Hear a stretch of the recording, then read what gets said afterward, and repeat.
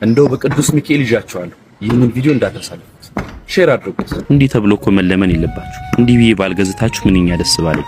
የ103 ዓመት ታሪክ ያለው ቤተ መቅደስ ይኸውም የቅዱስ ሚካኤል ቤተ መቅደስ ወደዚህ ተሸጋግሮ እንዴት ደስ አይልም? ምስጥ ሲበላው የነበረውን ይህንን ቤተ መቅደስ ተመልከቱት። እንግዲህ ከልዑል እግዚአብሔር ቀጥሎ በእናንተ እርዳታ ከዚህ የምትመለከቱት ወደዚህ ተሸጋግሮ ለእናንተ ይህንን ቪዲዮ ለማሳየት በቅዱስ ሚካኤል አታሳልፉት ብለን መለመን አለብን።